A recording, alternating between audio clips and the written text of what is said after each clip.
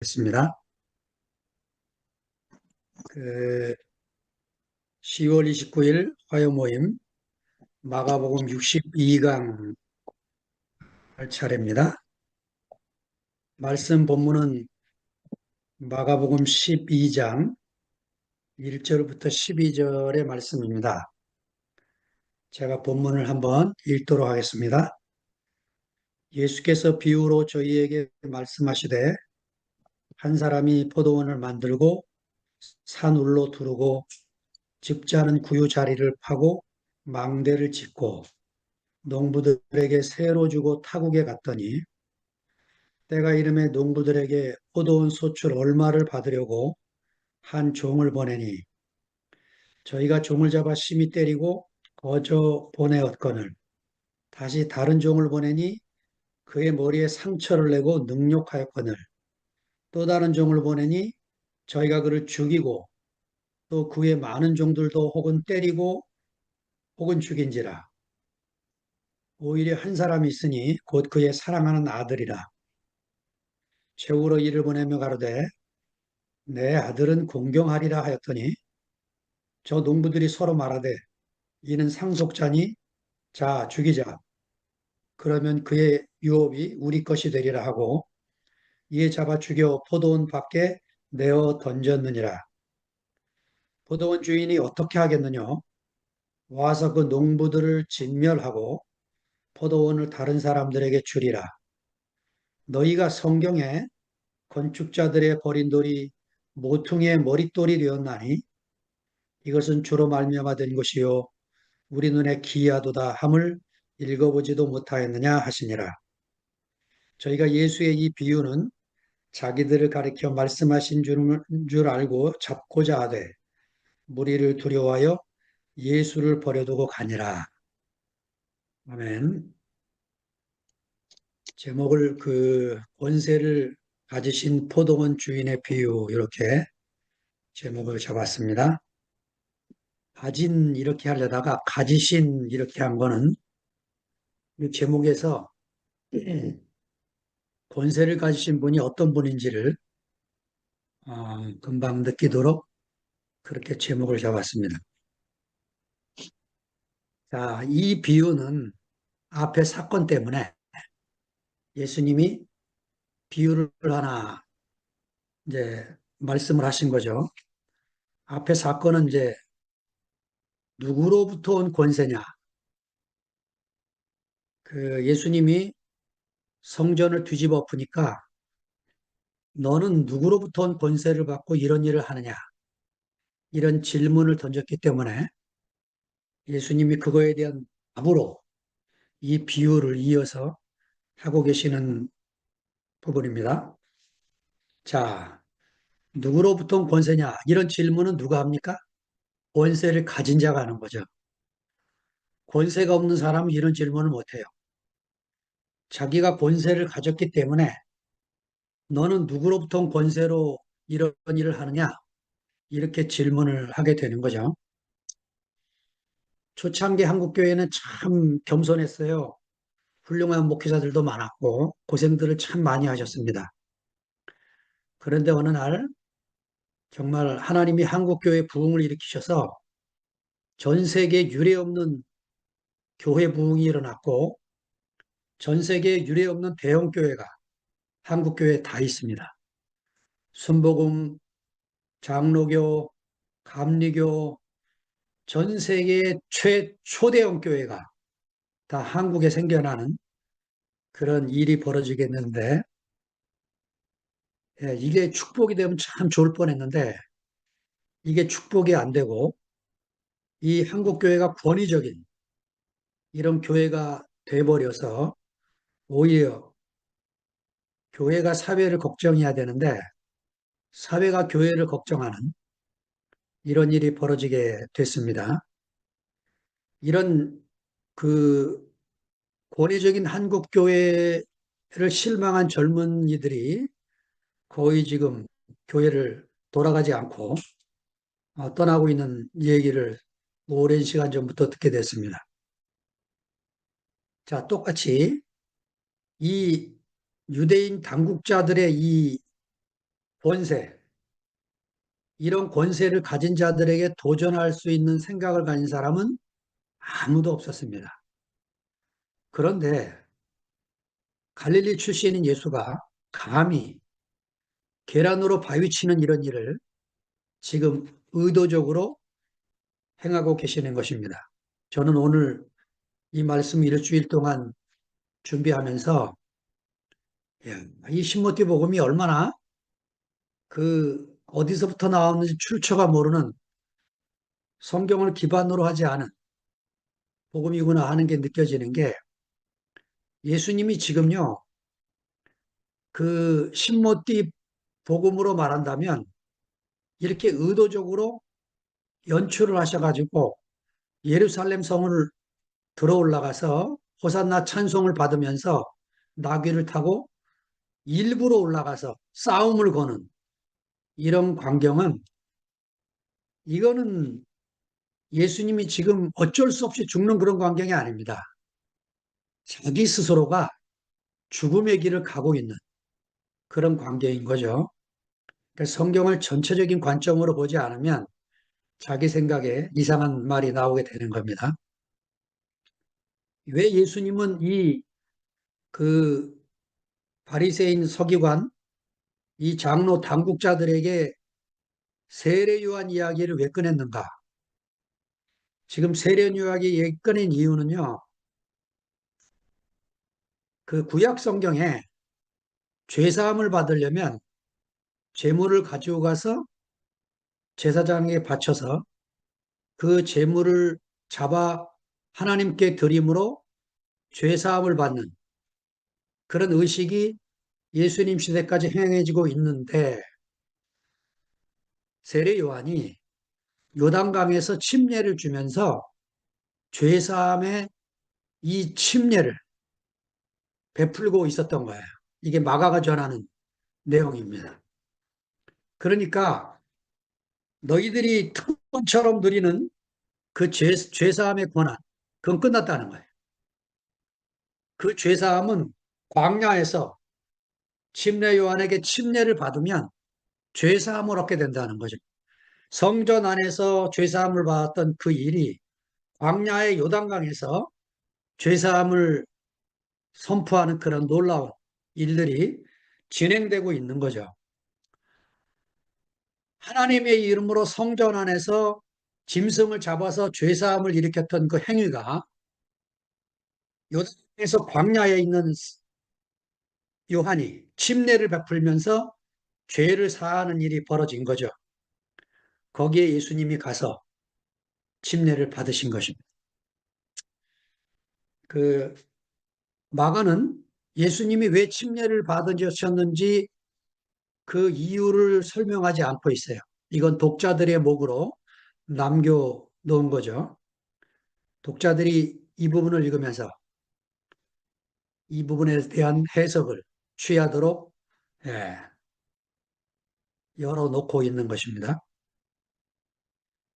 자, 오늘 이제 마가복음 12장 이 비유를 여러분들이 읽으면 이 비유가 대표적인 알레고리 비유로 되어 있습니다. 제가 학교에서 공부할 때도 그 보수신학에는 그런 말을 안 하는데 진보신학 학교를 가보면 이런 알레고리 해석에 대해서 굉장히 염려하고 성경을 아무데나 갖다 찍어 붙이는 것에 대해서 위험을 늘 경고합니다. 그런데 사실은 대표적인 알레고리 해석이 이 오늘 읽은 본문의 해석입니다. 이건 예수님이 하신 거예요. 예수님이 하시는 이런 해석 안에 보면 성서적인 방법이 알레고리 해석이 하나 있다는 것을 인정하지 않으면 안 되는 그런 내용으로 담고 있습니다. 네, 한번 한 절 한 절 읽어 가보겠습니다. 1, 2절을 제가 읽겠습니다. 예수께서 비유로 저희에게 말씀하시되 한 사람이 포도원을 만들고 산울로 두르고 즙자는 구유자리를 파고 망대를 짓고 여기까지가 이사야 5장 1, 2절의 영향을 받아서 지금 이렇게 쓰고 있는 겁니다. 농부들에게 새로 주고 타국에 갔더니 때가 이름에 농부들에게 포도원 소출 얼마를 받으려고 한 종을 보냈다. 그 이사야 5장은 유명한 포도원의 노래라고 하는 그런 유명한 그 비유가 담겨 있습니다. 제가 이사야 5장을 앞에 부분을 좀 읽어드리면 내가 나의 사랑하는 자를 위하여 노래하되 나의 사랑하는 자의 포도원을 노래하리라. 나의 사랑하는 자에게 포도원이 있으며 심히 기름진 사내로다. 땅을 파서 돌을 제하고 극상품 포도나무를 심었도다. 그 중에 망대를 세웠고 그 안에 술투를 팠었도다. 좋은 포도 맺기를 바랐더니 들포도를 맺었다. 자, 여기 포도원의 노래를 우리가 해석을 하면 이 포도원을 만드신 분은 하나님이신 거죠. 그 다음에 이 포도원은 이스라엘을 말하고 있죠. 그 다음에 여기 극상품 포도나무는 유다를 말하고 있는 거죠. 자, 하나님의 바람은 좋은 포도를 맺기를 바랬는데 덜 포도를 맺게 됐다. 이게 1, 2절의 말씀인 거죠. 자, 7절에 가면 이렇게 표현되어 있어요. 그 대저 만군의 여호와의 포도원은 이스라엘 족속이요 그의 기뻐하시는 나무는 유다 사람이라. 그 다음 부분은 이제 언어 유희로 기록되어 있는데 제가 읽어보겠습니다. 그들에게 공평을 바라셨더니 도리어 포악이요 그들에게 의로움을 바라셨더니 도리어 부르짖음이었도다. 왜 이렇게 썼냐면 그 공평이라고 하는 미스파트라는 히브리어하고 포악이라고 하는 미스파흐라고 하는 이 히브리어가 끝에 단어만 다르고 똑같아요. 그래서 미가세에도 이런 표현이 나오는데 히브리어 언어를 갖고 지금 이사야가 그런 표현을 하고 있는 겁니다. 의로움도 째약한데 부르짖음은 째닥합니다. 중간에 단어 하나 바뀌었죠? 이렇게 이제 그들에게 공평, 미스파트를 바라셨더니 도리어 포악, 미스파의요. 그들에게 의로움, 째악하를 바라셨더니 도리어 부르짖음, 째닥하가 되었다. 이렇게 이제 이사야가 이스라엘에게 하나님이 공평과 의로움을 바랬는데 그 이스라엘의 삶을 보니까 포악하고 그 포악으로 인해서 희생자들의 부르짖음이 이스라엘 땅에 가득하다. 이 얘기를 지금 노래를 부르고 있는 것입니다. 자, 예수님이 이제 이 비유를 이 당국자들이 다 알고 있었기 때문에 이 비유를 배경으로 예수님이 한 비유를 만들어내신 거죠. 여기 지금 1절에 나오는 한 사람, 이 사람이 농부들에게 포도원을 만들고 세를 주어 간 분, 하나님이시겠죠. 그 다음에 이 농부들에게 새로 주고 타고 갔다 할 때 이 농부들은 누구겠어요? 네, 지금 예수님이 누구로부터 온 권세냐? 자기에게 이렇게 묻고 있는 사람들을 가리켜서 비유로 들고 있는 광경이 되겠죠. 자, 3절부터 5절 읽습니다. 저희가 종을 잡아 심히 때리고 거저 보내었거늘 다시 다른 종을 보내니 그의 머리에 상처를 내고 능욕하였거늘 또 다른 종을 보내니 저희가 그를 죽이고 또 그의 많은 종들도 혹은 때리고 혹은 죽인지라. 그 이 땅을 잃은 소작농들이 욕심이 생겨서 주인이 보낸 종을 공격하고 되돌려 보내는 일이 그 시대에 종종 있었다는 거죠. 자, 그 농부이신 하나님이 이스라엘을 경작하도록 당신의 종들을 보냈지만 이스라엘인 이 하나님의 종들인 선지자들을 핍박하고 괴로움을 주고 죽이기까지 한 것이 구약 성경의 대부분의 내용이죠. 자, 역대하 36장은 역대하의 마지막 결론입니다. 역대상하를 기록한 그 저자가 역대하 36장 15절 16절에 이렇게 말해요.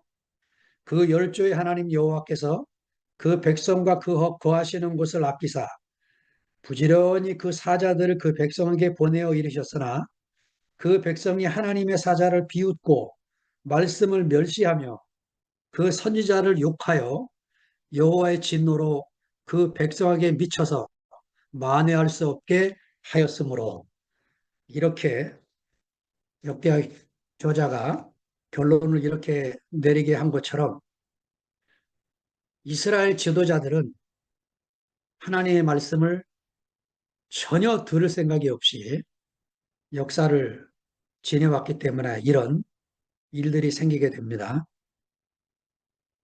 그 마태복음 23장에도 예수님의 탄식이 나오는데 이거를 예언자의 탄식이라고 그래요. 이 예루살렘아 예루살렘아 선지자들을 죽이고 내게 파송된 자들을 돌로 치는 자여, 암탉이 그 새끼를 날개 아래 모음같이 내가 내 자녀를 모으리 한 열이 몇 번이냐? 그러나 너희가 원치 아니하였도다. 보라 너희 집이 황폐하여 버림바 되리라. 예, 예수님도 이런 탄식을 하셨는데 지금 비유 속에 나오는 이 농부들이 이런 일을 하고 있는 거죠. 6절을 봅니다. 오히려 한 사람이 있으니 곧 그의 사랑하는 아들이라. 최후로 이를 보내며 가로되 내 아들은 공경하리라 하였더니, 예, 이 종들을 보내니까 때리고 죽이니까 참 이, 이 농장주, 예, 이런 농주를 이제 부재 어, 농장주라고 표현하는데 자기가 살고 있는 동네 땅을 가지고 있는 분이 아니고 멀리 도시에서 이 땅을 갖고 있기 때문에 그 농부들에게 소작을 붙여서 수입을 걷는 이런 사람들을 말하는 거죠. 이 사람들이 지금 아들을 보내면 내 아들은 공경할 거다, 이런 기대를 가지고 지금 말하고 있는데 이 사랑하는 아들은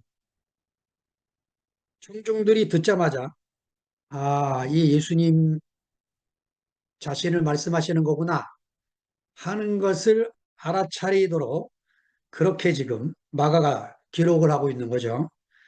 1장 11절에 보면 예수님이 침례를 받으실 때 하늘이 갈라지면서 하늘로부터 소리가 났죠. 이는 내 사랑하는 아들이니 내가 기뻐한다. 또 9장 7절에 가면 변화산에서 제자들을 위해서 하나님의 음성이 다시 한번 들립니다. 어, 이는 내 사랑하는 아들이니 너희는 저의 말을 들으라. 이 사랑하는 아들이라는 말이 오늘 본문까지 3번 나와요. 마가복음 안에. 그, 자, 이 비유를 보면요. 그, 저, 얼마나 하나님이 오래 참으시는지 감동하지 않을 수 없어요.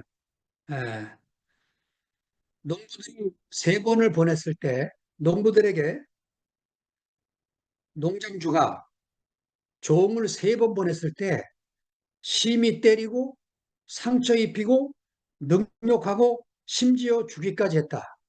마가가 지금요, 이 점층법을 쓰는 거죠. 점점 완악해져 가는 이 농부들을 이렇게 표현하고 있는 거죠. 마지막에 아들을 보냈는데 여기서 이제 우리는 하나님의 마음, 이 하나님의 긍휼, 이것을 이제 만나게 되는 거죠. 출애굽기 34장 6절에 가보면 시내산에서 부르는 하나님의 노래가 나옵니다. 그 첫째 돌파는 우상 숭배한 이스라엘 백성들 때문에 깨집니다. 사실은 이 돌판이 깨졌을 때 하나님의 마음도 깨졌겠죠. 그래서 2번째 돌판을 깎아서 내게로 올라오라 하고 하나님이 다시 모세를 시내산에 초대했어요. 모세가 돌판 2개를 깎고 다시 시내산을 올라갔는데 하나님이 시내산에서 이런 노래를 부릅니다.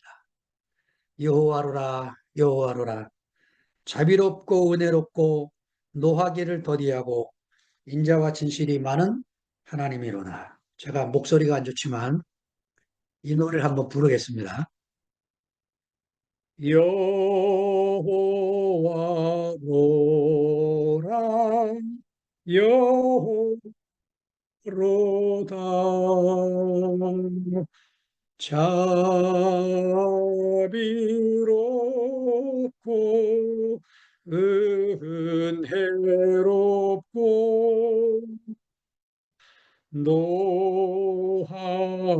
노하기를 더디하고 인자와 진실하신 하나님.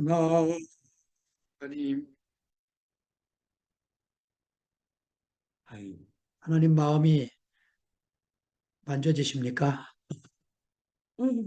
이렇게 오래 참으셔서 저와 여러분을 이렇게 한 자리에 불러 모으신 거죠. 자, 7절, 8절 비유로 갑니다. 저 농부들이 서로 말하되 이는 상속자니 자 죽이자. 그러면 그 유업이 우리 것이 되리라 하고 이에 잡아 죽여 포도원 밖에 내어 던졌느니라. 여기 나오는요, 상속자하고 유업이라는 말은 어근이 같아요. 상속자는 클레로노모스고 유업은 클레로노미아, 기업 혹은 상속 이런 말입니다. 그 바울도 이 로마서 8장에서 17절에 보면 이 비유에 나오는 이 상속자라는 단어를 이렇게 써요. 자녀이면 또한 후사 곧 하나님의 후사요. 그리스도와 함께한 후사니 이 후사라는 말이 클레로노모스 상속자라는 말입니다. 자녀이면 또한 상속자요 하나님의 상속자요 그리스도와 함께한 상속자니 우리가 그와 함께 영광을 받기 위하여 고난도 함께 받아야 될 것임이니라. 예, 하나님이 주시는 상속은 고난과 함께 받는 겁니다. 룰루랄라 휘파람 불면서 받는 상속이 아니고 법원에 가서 싸워서 받는 상속이 아니고 고난과 함께 받는 상속이 바로 하나님이 주시는 영광의 유업입니다. 나봇의 포도원을 빼앗은 아합 이야기가 왕상에 나오는데 시간 되시면 나중에 읽어보시기 바랍니다. 아주 이런 폭군인 나봇, 아, 저기 아합이요. 이 나봇의 포도원이 마음에 드는데 저걸 어떻게 못 뺏어가지고 몸살을 앓으니까 아합의 부인 이세벨이 왕이여 걱정하지 마십시오. 내가 갖다 바치겠습니다 하고는 동네 저기 깡패들 두 사람을 불러다가 지시를 해요. 그래가지고는 나봇을 말에 태워갖고 그 나봇을 막 그렇게 칭찬을 하다가 갑자기 그 왕을 저주했다고 소리를 지르게 만듭니다. 이래가지고 그날 나봇을 죽여요. 그리고는 이세벨이 아합에게 왕이여 포도원을 받아왔으니까 마음껏 누리소서. 그래가지고 아합이 여기다가 자기가 망대 짓고 자기 원하는 대로 별장 짓고 삽니다. 예. 지금 이 농부들이 지금 아합 같은 짓을 하고 있는 거죠. 자, 농부들의 손에 죽임을 당한 상속자 아들은 포도원 밖으로 내 던져진 것처럼 하나님의 아들 예수 그리스도는 유대 당국자들과 로마 군인의 손에 의해 영문 밖에서 죽임을 당했습니다. 자, 이 말씀을 히브리서 13장 12절 13절에 이렇게 말씀하고 있어요. 그러므로 예수도 자기 피로써 백성을 거룩해 하려고 성문 밖에서 고난을 받으셨느니라. 그런즉 우리는 그 능력을 지고 영문 밖으로 그에게 나아가자. 자, 영문 밖에서 죽임을 당하신 예수 그리스도를 향하여 나아가자는 거죠. 구약의 표현은 이렇게 어떤 지경, 이런 땅을 이제 비유로 이렇게 말을 하고 있는데 우리가 교회 생활을 해보면 이 영문밖이 따로 있는 게 아니고 우리 안에 내가 지은 경계, 이런 것들이 영문밖이 돼서 내가 안팎을 가르고 이런 일이 생겨나서 이제 과정을 겪게 되는 거죠.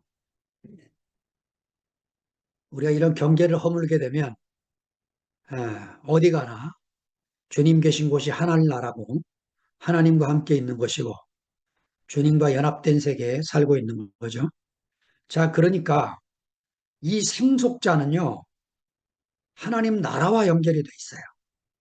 그러니까 내가 상속자라면 내가 속한 곳은 하나님의 통치가 이루어지는 곳이고 하나님의 통치 안에서 내가 상속을, 유업을, 기업을 누리게 되는 사람으로 살게 되는 거죠. 예. 외국에 나가 있는 한 자매가 오늘 전화가 왔는데 자기 두 자녀하고 대화를 하는 내용을 들었는데 제가 그렇게 축복해 줬어요. 야, 자매 참 훌륭하다. 자녀들하고 그런 그 영적인 대화를 나누고 자녀들이 질문을 하면 그걸 말씀으로 잘 풀어주는 자매를 보니까 그게 하나님의 축복 가운데 있는 사람으로 보인다. 그런 거냐고 묻더라고요. 그래서 제가 유업에 대한 얘기를 했어요. 예, 우리가 하나님의 상속을 어떻게 받는지, 우리가 상속자로 산다는 것이 무엇인지, 그런 얘기를 나누게 됐습니다. 우리 주변에 있는 사람들이 내 기업이고 유업이고 상속임을 잊지 말고 사십시다. 자, 9절 읽습니다. 포도원 주인이 어떻게 하겠느냐? 와서 그 농부들을 진멸하고 포도원을 다른 사람들에게 주리라. 아, 아마 이 마가가 요 앞절도 그렇고 요 구절도 이렇게 이제 의문문으로 이렇게 적어 나가기 시작을 합니다. 낭독자가 이렇게 낭독을 하는 거죠. 포도원 주인이 어떻게 하겠느냐? 그러면 청중들이 그가 와서 그 농부들을 진멸하고 포도원을 다른 사람에 줄 것입니다.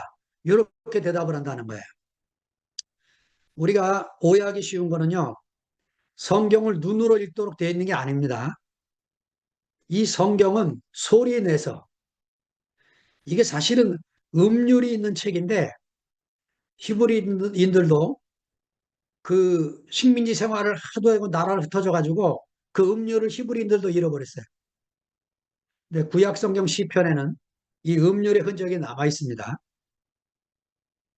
그러니까 안식일에 모여서 같이 낭독을 하고 읽었던 것입니다. 제가 낭독자를 읽을 테니까 여러분의 청중을 마이크 키지 말고 그냥 읽으시면 됩니다. 제가 낭독자를 읽습니다. 포도원 주인이 어떻게 하겠느냐?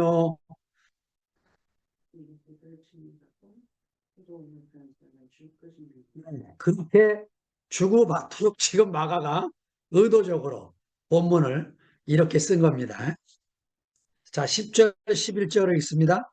너희가 성경에 건축자들의 버린 돌이 모퉁이의 머릿돌이 되었나니 이것은 주로 말미암아 된 것이요 우리 눈에 기이하도다함을 읽어보지도 못하였느냐 하시니라. 그 히라보 문장은 너희가 이 성경을 읽어보지 못하였느냐 이 자가 들어가요. 너희가 이 성경을 읽어보지 못하였느냐. 왜냐하면 이 지금 고위 당국자들도요. 이 시편 118편 22절 23절 이거를 예수님이 인용하고 있는데 이 내용을 이 장로들도 서기관들도 이 사람들도 다 바리새인들도 알고 있는 내용이에요. 그래서 예수님이 지금 이런 질문을 던지고 계시는 거죠. 하지만 그들은 건축자들의 버린 돌이 누구를 가리키는지 길도 없고 물을 묻지도 않고 이렇게 된 거죠. 평생을 성경을 끼고 살았으면 쓴 말입니다. 이건 사실은 저를 향한 말입니다. 저도 평생을 성경을 끼고 살았는데 예, 성경의 지식으로 예수를 알았지 이 생명의 예수, 예수 안에 있다는 말이 하나님의 경륜 안에서 그것이 하나님의 나라를 이루게 되는 이 당연스러운 결과를 보지를 못하고 제가 목회한 10년 이상을 가슴이 답답해서 살다가 하나님의 은혜로 여러분을 만나게 된 겁니다. 제가 여러분을 만나지 않았으면 어떻게 됐을까요? 아찔합니다. 지금도 어떻게 살지 정말 아찔해요. 예. 자, 이것은 주로 말미암아 된 것이요.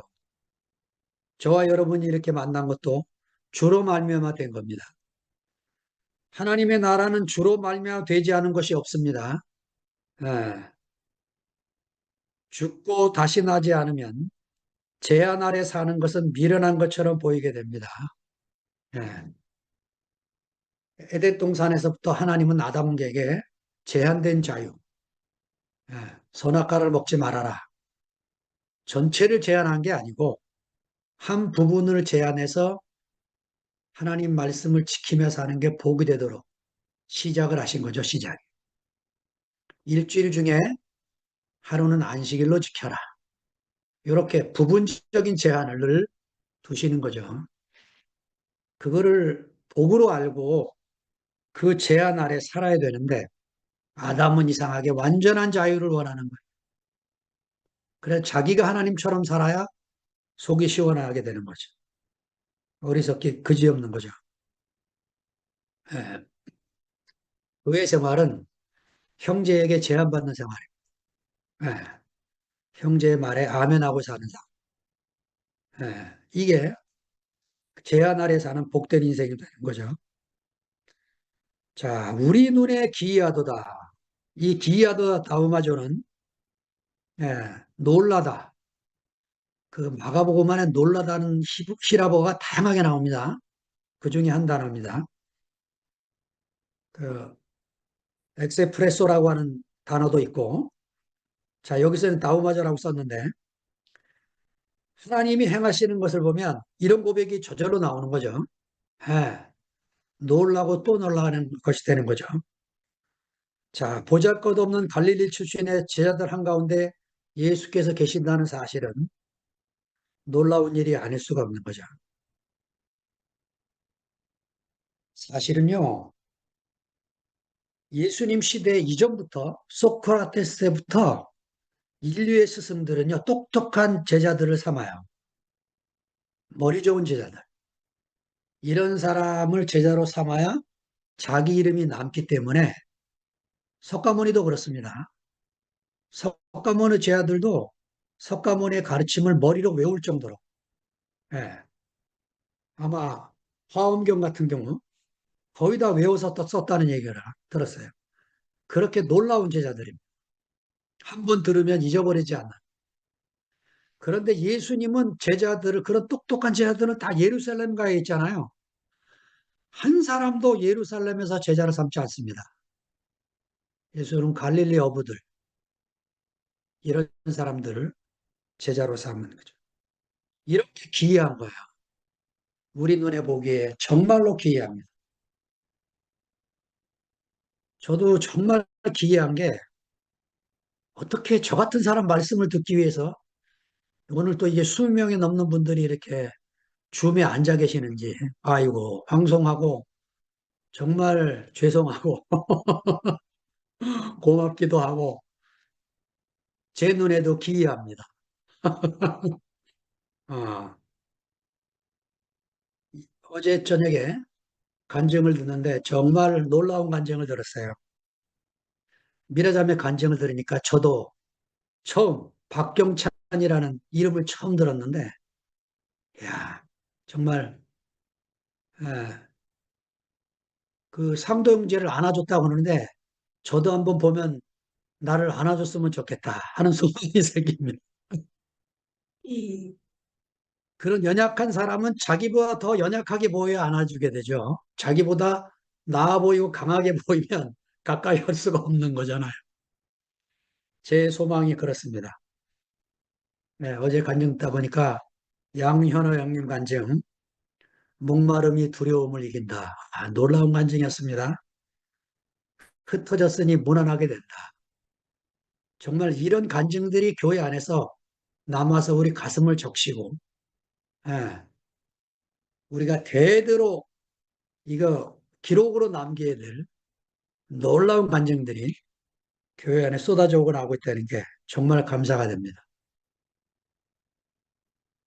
자, 마지막 12절 있습니다. 저희가 예수의 이 비유는 자기들을 가리켜 말씀하신 줄을 알고 잡고자 하되 무리를 두려워하여 예수를 버리도가 아니라. 이 저희가가 누구냐면 당국자들이죠. 예, 11장에 나왔던 그 바리새인 서기관들, 장로들, 이 당국자들이 이제 예수에게 이런 질문을 던진 의도가 드러나고 있는 거죠. 예. 지금 예수님이 이 12장의 비유를 만든 그 목적이 자기들을 향하고 있다는 것을 제 아들보다 더 잘 알았어요. 아마 제 아들은 예수님이 이 비유를 왜 하시나 이러고 있었겠죠. 자, 무리를 두려워했다. 종교 당국자들. 그래서 예수를 잡아가지를 못했다. 예, 이 지금 종교 당국자들이 진짜 두려워해야 될 대상이 누군지를 모르고 있는 겁니다. 이 사람들은 매일 성전에서 하나님의 이름을 아도나이를 부르고 있었지만 하나님을 두려워하지 않고 있었어요. 그리고 예수를 두려워할 줄을 모릅니다. 이러니까 이 표면으로 볼 때 이 갈릴리 촌놈 예수 두려워할 일이 없겠죠. 그래서 결국은 예수를 십자가에까지 끌고 가는데 아주 공로를 세우는 그런 유대인들이 됩니다. 자, 요 12절까지가 이제 마가가 기록한 예수님의 비유인데요. 마태와 누가가 그 뒤에 첨부하는 내용이 있습니다.